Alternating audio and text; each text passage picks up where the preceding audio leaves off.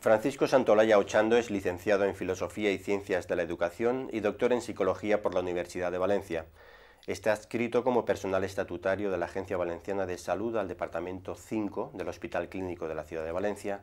Tiene una amplia experiencia docente e investigadora y numerosas publicaciones en el área de la psicología y la enfermería psiquiátrica, la terapia familiar en la esquizofrenia y las modificaciones de conducta en los enfermos mentales. Francisco Santolaya también es decano del Colegio Oficial de Psicòlegs de la Comunitat Valenciana y presidente del Consejo General del Colegio de Psicólogos de España. Señor Santolaya, ¿qué acontecimiento o qué evento personal le llamó la atención para dedicarse al mundo de la psicología?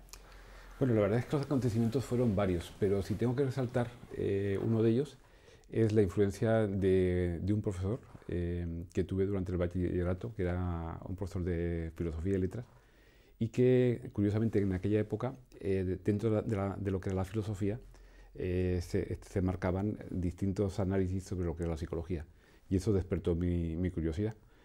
Posteriormente, cuando entré en la Facultad de Medicina, que por aquel entonces enfermería se estudiaba en la Facultad de Medicina, tuve conocimiento de cómo funcionaba la psicología, y al acabar enfermería pues empecé a realizar los estudios de psicología, ¿no?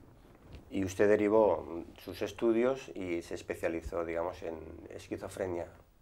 ¿Por qué motivo? Yo recuerdo que la primera vez que yo entré en una sala de psiquiatría quedé impactado por el tipo de paciente, por los pacientes esquizofrénicos, ¿no? Tengo una imagen grabada del primer paciente psicótico que yo vi. Y luego es que conforme he ido conociendo el mundo esquizofrénico, realmente me he impregnado totalmente de él, en el sentido de que son personas que necesitan una ayuda, y el mundo esquizofrénico es tan complejo y a la vez viven la enfermedad de un modo tan angustioso que cualquier ayuda que reciben es muy gratificante, ¿no? Entonces, en ese sentido, uno de los motivos por los cuales yo me metí en el mundo del tratamiento de los pacientes esquizofrénicos eran, por una parte, para poder validar los tratamientos psicológicos. En su momento era un ámbito de trabajo de los psicólogos en el cual no habían psicólogos realmente, era un ámbito psiquiátrico en que prácticamente eran los psiquiatras los que llevaban el tratamiento y los psicólogos no estábamos. Y en segundo lugar, por la motivación personal mía de poder ayudar a este tipo de pacientes. Y realmente yo creo que fue una buena elección, en el sentido de que yo llevo más de 20 años trabajando con pacientes esquizofrénicos, y realmente pues me resulta muy gratificante la tarea de trabajar con ellos, ¿no? Me gustaría profundizar un poco en cómo se aborda desde el mundo de la psicología esta especialidad. Bueno, la verdad es que el abordaje es un poquito complicado, porque dentro de lo que es el paciente esquizofrénico, del tratamiento del paciente esquizofrénico, se juntan varios vectores, ¿no? Por una parte, lo que es el mundo familiar, lo que es la familia, el nivel de angustia y de desestructuración familiar que con mucha frecuencia acompaña al paciente esquizofrénico. Luego, todas las variables de tratamiento que están relacionados con el mundo de la psiquiatría, básicamente lo que son los tratamientos de carácter psicofarmacológico, y luego todo el ámbito también social por una parte y psicológico. Y en ese sentido el psicólogo es como una especie de crisol que vincula o que realiza una simbiosis de todo este mundo, de todos estos factores que intervienen, y se lo transmite al propio paciente. Es decir, con mucha frecuencia uno de los programas que funcionan mejor con los pacientes esquizofrénicos es todo el ámbito de tratamiento de las habilidades sociales. Y en las reuniones, en las sesiones terapéuticas, se da información sobre tratamiento farmacológico, se tiene entrevista con la familia, es decir, de alguna manera servimos como elementos catalizadores de los distintos tratamientos. Y cuando se le diagnostica a una persona este tipo de patología, como la esquizofrenia, su entorno está en peligro por ese alejamiento de la realidad que tiene el paciente. Lo que ocurre con el paciente esquizofrénico, a diferencia de otros pacientes, es que como vive una realidad propia muy alejada de la realidad cotidiana de los seres humanos, lleva una inversión o un cambio de todo lo que es el ciclo vital, tanto personal como familiar, ¿no? Entonces, normalmente lo que es la familia del paciente esquizofrénico cambia, no se comprende la enfermedad por parte de la familia, no la comprende la sociedad tampoco, que es decir, el rótulo de loco se aplica con mucha frecuencia a lo que es el paciente esquizofrénico, y en cambio no se aplica a una persona que tiene una depresión o a una persona que tiene ansiedad, ¿no? Entonces, en ese sentido, digamos que la esquizofrenia es una enfermedad incomprendida a nivel social y a nivel familiar, porque es muy lejana a lo que es las cosas cotidianas que pasan.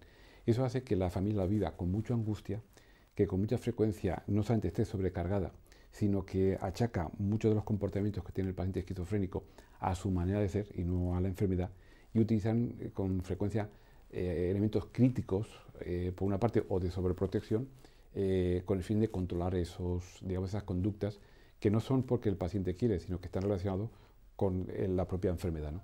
Entonces, hay uno de los papeles muy importantes de los psicólogos es hacer comprender a la familia todo el proceso de la enfermedad y cómo maneja la enfermedad y reducir la angustia dentro del contexto familiar. Y por otra parte, se tiene que enseñar al paciente, obviamente, a cómo manejar lo que es la enfermedad, ¿no? Y cómo intentar detectar los primeros síntomas de la esquizofrenia y poder pedir ayuda. Con lo cual nos está dando, digamos, las claves en el sentido de sí que se puede reconducir esa patología. Sí, efectivamente. Yo creo que actualmente un tratamiento bien llevado, bien pautado, que combine los tratamientos neurolépticos, los tratamientos farmacológicos, junto con una intervención psicológica, yo creo que da muy buenos resultados. Y si aparte hay una serie de programas de apoyo a nivel social que permiten una reinserción del paciente esquizofrénico, yo creo que el pronóstico de la enfermedad sería bastante más positivo del que es actualmente. Concluyo este apartado con un tema que está muy de actualidad. Su especialidad está absolutamente vinculado al tema de la salud pública. Y precisamente la profesión del psicólogo en estos momentos sigue debatiéndose administrativamente entre su reconocimiento o no como actividad sanitaria. ¿Ha tenido usted problemas para su ejercicio profesional durante todos estos años? No, la verdad es que es una cosa curiosa porque yo empecé trabajando de psicólogo, por una parte en la consulta privada y por otra parte en el ámbito público, en el hospital clínico. Y yo trabajé como psicólogo generalista sin el título de especialista en psicología clínica, como la inmensa mayoría de los psicólogos, y posteriormente pues obtengo el título de especialista en psicología clínica, ¿no? La labor que realizaba antes y la labor que realizaba ahora es la misma. O sea que en ese sentido yo creo que el psicólogo está facultado y es personal sanitario o profesional sanitario desde el principio, porque dentro del título hay distintos ámbitos: el ámbito del trabajo, el ámbito social, de intervención social, el ámbito jurídico. Hay distintos ámbitos, ¿no? Y uno de ellos es el ámbito de la salud. Entonces, en ese sentido, el psicólogo está capacitado por el título, por la licenciatura, para trabajar en el ámbito de la salud. Lo que ocurre es que a partir de la aparición de la LOPS, que si no recuerdo mal es en el 2003, que es una ley que dice quiénes son sanitarios y cuáles son las profesiones sanitarias y cuáles no, ¿no? Eso es un problema porque esa ley no existe en ninguna parte de Europa. Es un invento propio de los españoles, del gobierno español. Y a partir de ahí empiezan a haber problemas graves con los centros de reconocimiento de conductores, en todos los ámbitos, ¿no? Y ahí se puso un problema que es un problema sobre todo de carácter administrativo y que está vinculado a la administración del Estado, no a la población. Es decir, la población en general, los psicólogos estamos muy bien aceptados por la población en general y nos reconocen como esa capacidad para poder trabajar en el ámbito de la salud. O sea, hoy en día cualquier familia con un paciente oncológico, cualquier enfermo cardiológico, cualquier persona con un problema de carácter mental sabe que necesita un psicólogo y pide ayuda psicológica a los centros públicos y a los privados. De hecho, de alguna manera la incidencia, digamos, o las peticiones de acudir a los psicólogos son altas. O sea que la población, el tejido social, ha aceptado muy bien la función del psicólogo y estamos reconocidos ampliamente, aquí y en el extranjero. Lo que ocurre es que la administración pública lleva tal cantidad de conflictos a nivel de normativas, leyes que se van contradiciendo, que han creado un vacío legal y tienen que resolverlo. Yo creo que estamos en camino de resolverlos. De hecho, como presidente del Consejo, estuve hace unas semanas en el Ministerio de Educación y posiblemente se va a resolver en breve. Pero bueno, tenemos que ver, porque nunca se sabe, ¿no? Como decía al principio, en su presentación, usted es presidente del Consejo General de Psicólogos y también es presidente del Colegio de la Comunidad Valenciana. Cuéntenos un poco sus orígenes, el por qué también esa vertiente institucional. Pues la verdad es que el leitmotiv, o sea, el motivo real por el cual yo entré al colegio, es porque cuando salí de la Facultad de Psicología, en la cual yo creo que recibí una formación amplia y variada, yo realmente me sentí bastante desprotegido. Esa es la realidad. Y en la información que se daba en la Facultad de Psicología en los últimos años, en cuarto y en quinto de la licenciatura, vino el que era por entonces presidente del Colegio de Psicólogos, que era José Luis Martí, a dar una charla sobre salidas profesionales y sobre para lo que servía el Colegio Oficial de Psicólogos. Y realmente acabé y fui a colegiarme, ¿no? O sea que el motivo real era, por una parte, sentirme protegido ante un mundo nuevo en el cual yo desconocía pues todo, cómo trabajar, dónde vincularme, etcétera, etcétera. Y luego por un sentimiento gregario de que yo pienso realmente que las profesiones tienen que estar aglutinadas porque todos juntos tenemos fuerza, mientras que individualmente pues una profesión tiene mucha menos fuerza, ¿no? Pero el colegio profesional en estos momentos, en un ámbito como el de la psicología, ¿cuáles serían, digamos, sus principales objetivos? ¿Garantizar la deontología? ¿Garantizar la formación permanente? Bajo su punto de vista, ¿cuáles son realmente los objetivos que justifican que un colegio profesional como el de psicólogos tenga que estar, vamos, sin lugar a duda? Mire, yo creo que hay dos objetivos básicos y primordiales. La función del colegio es, por una parte, proteger a los propios colegiados y por otra parte proteger a la sociedad. La protección a los colegios se hace defendiendo lo que es la profesión delante de los órganos institucionales, del gobierno, etcétera, etcétera, etcétera, teniendo un código deontológico que sirve para formar y orientar los criterios de intervención de los propios profesionales, de los propios psicólogos, dando una formación continuada que le permite al psicólogo tener una actualización constante de conocimientos que mejora la calidad de la intervención con los pacientes o en el ámbito del trabajo, por ejemplo, o en el ámbito social. Y después está el mundo de protección, por decirlo así, o la vertiente de protección al ciudadano, ¿no? En ese sentido, el colegio vela porque la intervención de los profesionales sea una intervención de calidad y sea acorde con los criterios éticos y deontológicos de la profesión, ¿no? En ese sentido. Yo tengo que decir que, bajo mi punto de vista, el nivel de intervención de los psicólogos españoles es bueno, en general, que es el nivel de la calidad de la intervención. Y el nivel de formación que tiene, yo creo que está ampliamente reconocido, ya no solamente en Europa, sino todo en el mundo latinoamericano y a nivel internacional, ¿no? De hecho, el Colegio Oficial de Psicólogos, el Consejo, está reconocido como la segunda entidad más importante del mundo después de la APA americana, de la Asociación Americana de Psicología, ¿no? Ahora abordaremos el aspecto, digamos, internacional o iberoamericano, como usted apunta, pero me gustaría que echara la vista atrás y me diera su opinión de cuando usted comenzó a ejercer la psicología como profesional y después en sus ámbitos, en sus especialidades y también en sus cargos, digamos, de representatividad. ¿Cómo ha visto la evolución de la psicología española con respecto a otros referentes, como pudieran ser las escuelas europeas, americanas? ¿Qué crecimiento ha habido o dónde estábamos y dónde están ahora? Pues yo creo que la psicología española ha funcionado bien, lentamente, aunque en opinión de otras personas y de otros colectivos hemos evolucionado rápidamente, porque la psicología, y en concreto el colegio, lleva apenas 25 años y la evolución ha sido muy importante. En estos momentos hay alrededor de 56.000 psicólogos en España, que es un número muy, muy importante, ¿no? Yo creo que lo que ha pasado a lo largo de todo este tiempo es, hemos partido de lo que era una fase de infancia, en la cual los psicólogos tenían conocimientos, por hacer una comparativa con un ciclo vital, ¿no? Una parte de infancia de la profesión, en la cual los psicólogos tenían conocimientos, pero no estaba muy claro dónde se podían aplicar. Una fase que sería representativa dentro del ciclo vital de lo que sería la adolescencia, en la cual los psicólogos hemos ido a muchos campos donde hemos ido realmente experimentando y demostrando que somos capaces de resolver problemas en el ámbito de la empresa, en el ámbito de la educación, en el ámbito de servicios sociales, en el ámbito de tráfico, en el ámbito jurídico. O sea, se ha ido demostrando que los psicólogos éramos capaces de hacer una función realmente importante de protección a la sociedad, básicamente. Ya hemos entrado ya en una fase, digamos, de posadolescencia o de madurez, en la cual todos los ámbitos que de alguna manera de intervención de la psicología se van consolidando como áreas propias de los psicólogos.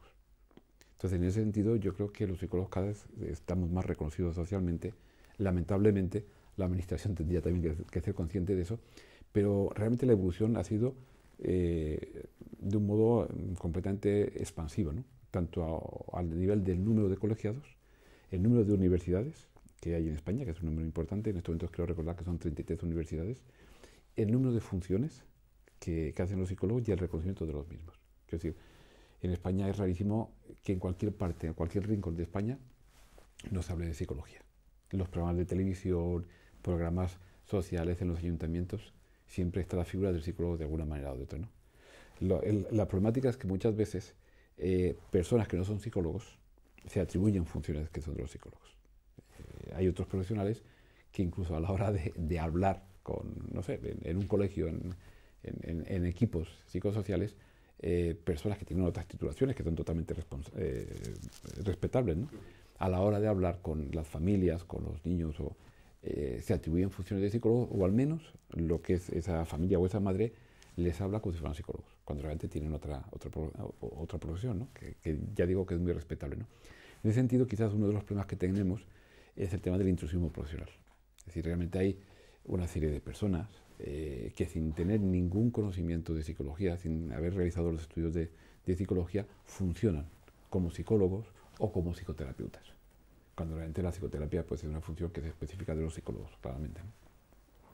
Entonces es otro aspecto más, digamos, que justifica la existencia del colegio y de la intervención. Efectivamente. Digamos, ¿no? Yo creo que ahí tanto el cuidado, lo que es el cuidado de la persona, del ciudadano, del usuario, de la sociedad, es una cosa primordial.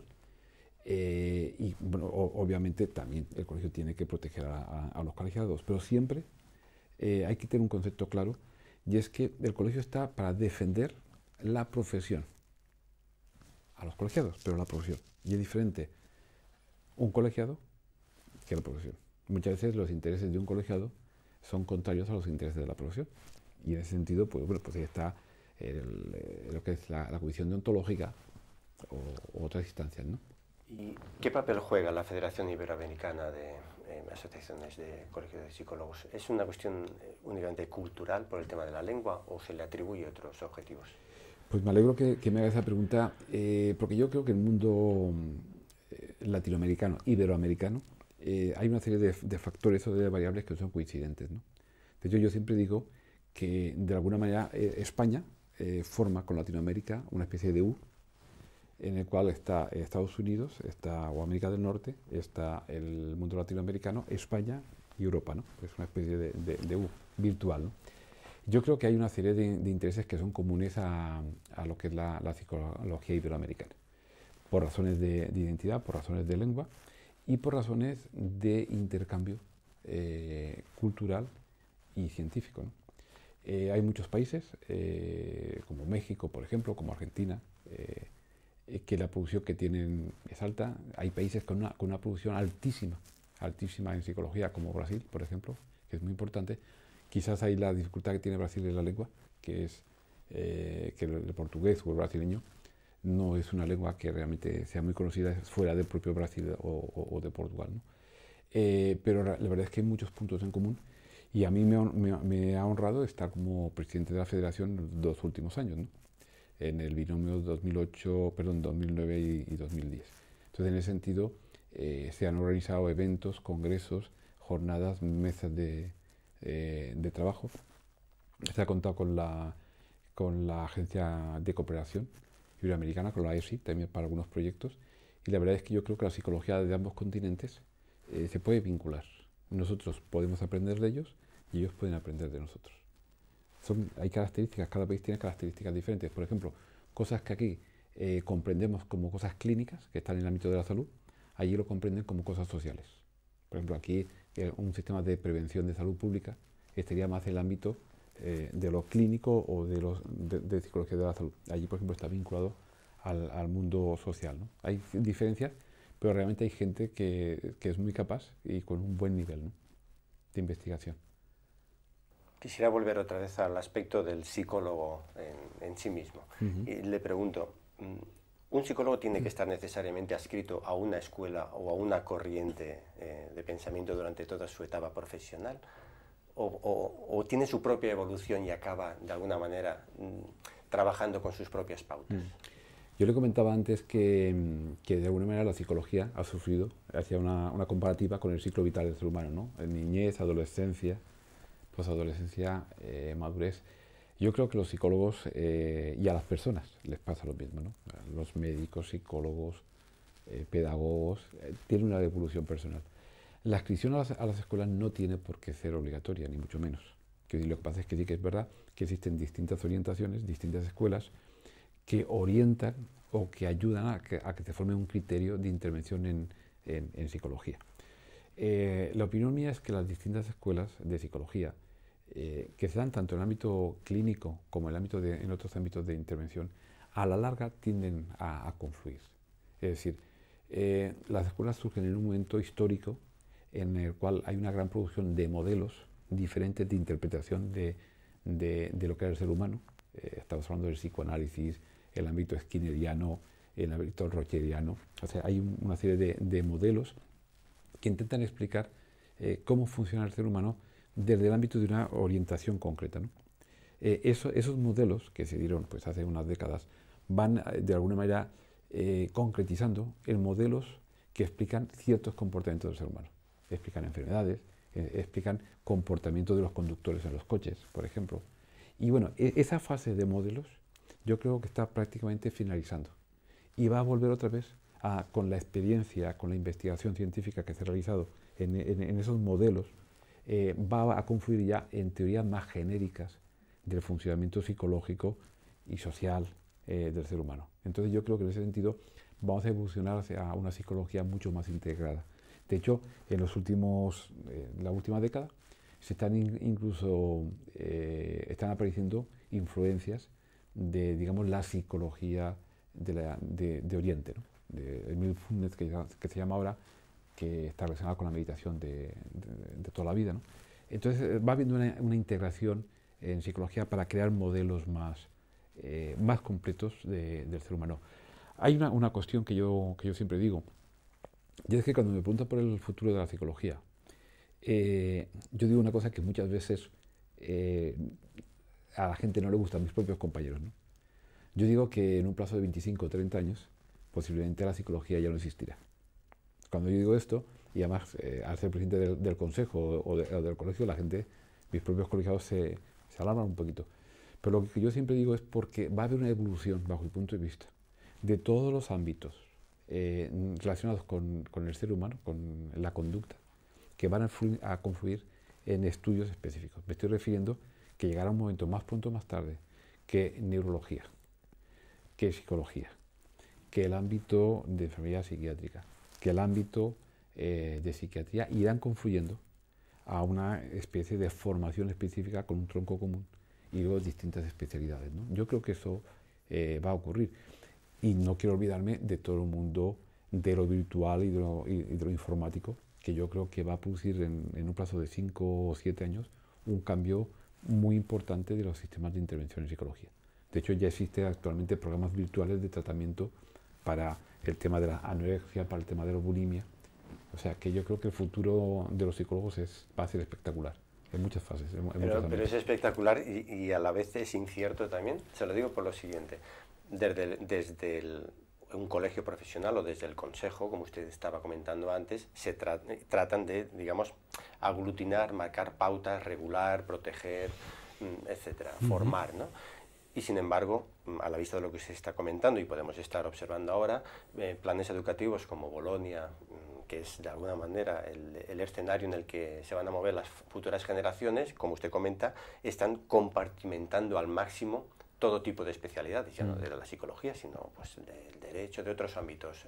Con lo cual, parece que se pueda producir ahí una tensión, ¿no? Por un lado, hay que aglutinar, pero por otro se está partiendo la tarta de tal manera que no parece que sean dos caminos convergentes. ¿O sí? ¿Cuál es su opinión? Sí. Yo recuerdo que Antonio Machado, quiero recordar que decía que algo sobre las dos partes de España, ¿no? O que una de las dos, o las dos, le rompía el corazón. No recuerdo exactamente cómo era. Yo creo que eso es lo que pasa en general con el ámbito de la administración y la política española. Siempre es bidireccional, o sea, siempre va en caminos contrarios. Pero a pesar de ello, la psicología y la sociedad española va evolucionando. Quiero decir, yo creo que efectivamente a nivel de política general, el tema de Bolonia, etcétera, etcétera, los distintos países europeos han enfocado el tema de manera diferente.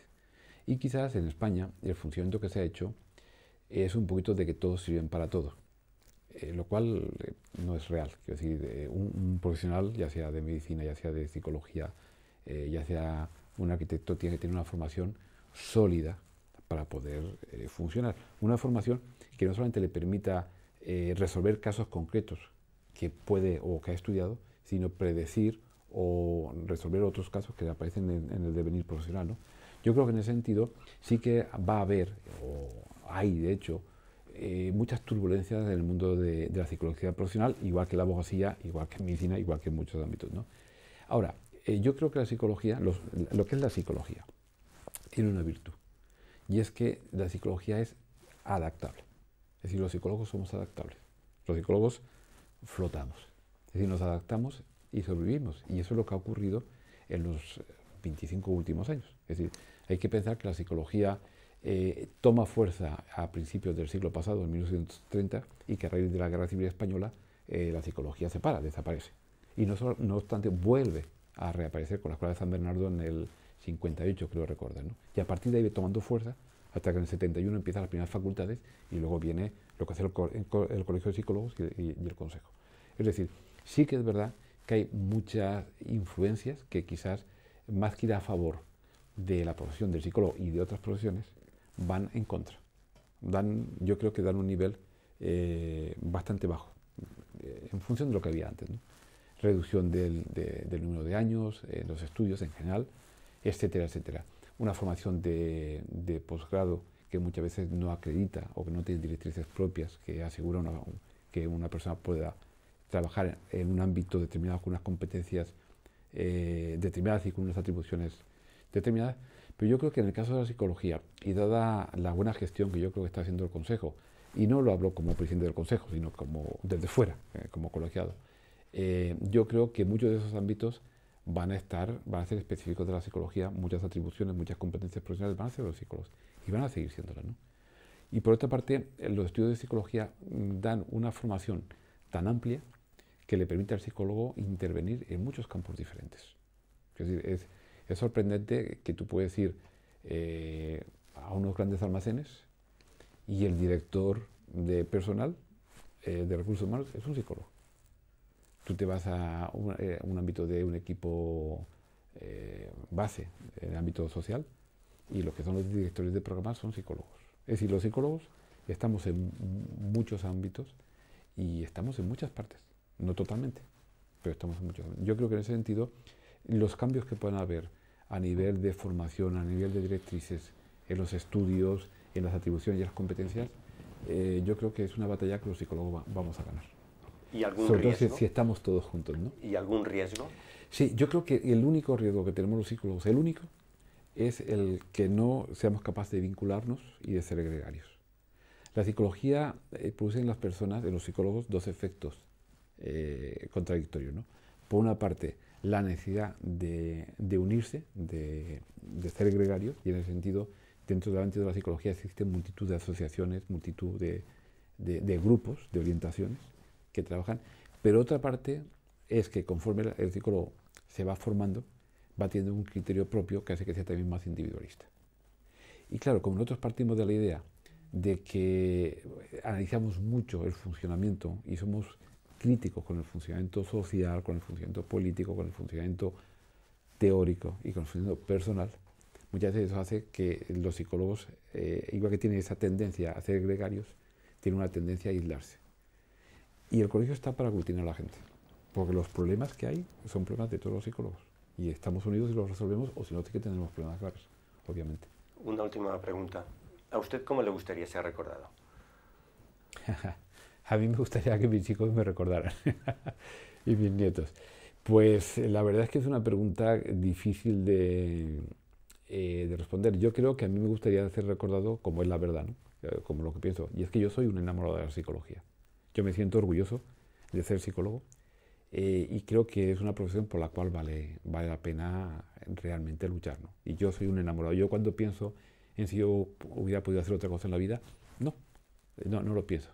De hecho, Cuando yo veo toda la base de estudios que yo he realizado, siempre han estado más en el ámbito relacionado con la medicina. Por ejemplo, yo el bachiller mío fue de ciencias, no fue de letras, que en su momento psicología estaba más en el ámbito de letras. La formación que tuve en las facultades fue en la Facultad de Medicina a través de lo que era enfermería. O sea, he tenido una vinculación al ámbito de la salud, pero no necesariamente en psicología.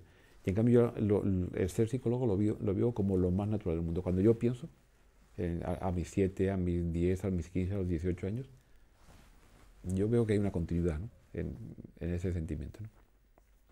Señor Santolaya, muchas gracias. Muchas gracias a vosotros.